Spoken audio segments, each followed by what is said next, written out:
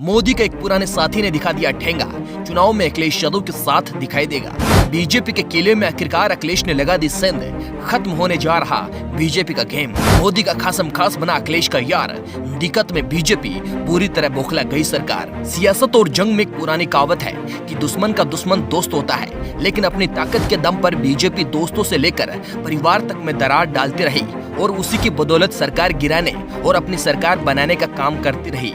लेकिन बीजेपी की इसी कमजोरी को अब अखिलेश यादव ने पकड़ा।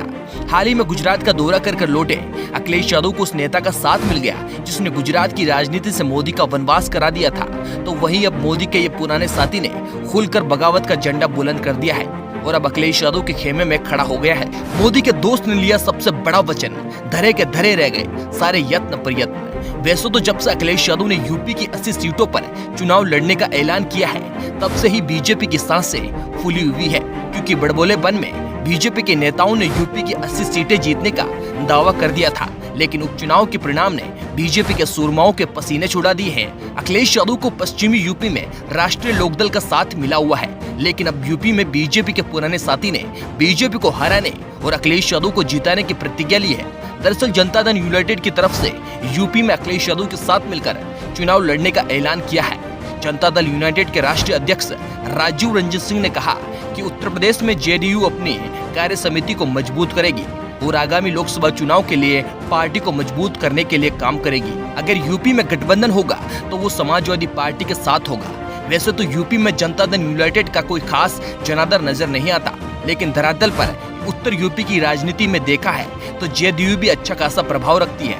यही वजह है कि जनता दल यूनाइटेड के ऐलान के बाद से बीजेपी के होश उड़े हुए हैं, क्योंकि जेडीयू के मतदाता सबसे ज्यादा जिस इलाके में वो पूर्वांचल में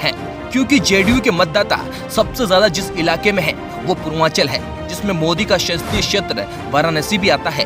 और यही वजह है कि अखिलेश यादव की बढ़ती हुई ताकत को देखते हुए जेडीयू पर फिर से बीजेपी डोरे डालने का काम कर रही थी और इसके लिए एक बार फिर से ईडी का सहारा लिया गया था और लालू प्रसाद यादव के परिवार पर छापेमारी करवाई गई थी, जिससे बिहार में संदेश जाए कि नीतीश कुमार ऐसे लोगों का साथ सरकार चला रहे हैं जो भ्रष्टाचार है। अगर बीजेपी के दाव में नीतीश कुमार का लालू की पार्टी का साथ छोड़ देते हैं तो भी बीजेपी को फायदा होगा, और अगर छवि धूमिल हो गई तो भी बीजेपी इसका लाभ चुनाव में उठा लेगी। लेकिन जो सोचा था उसका उल्टा हो गया।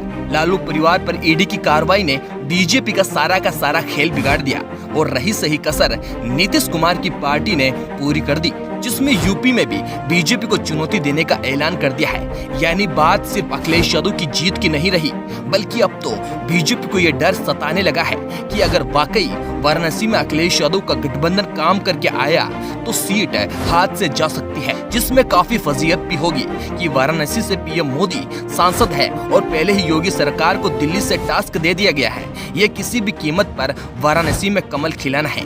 Special desk news circuit bureau report ARJ news.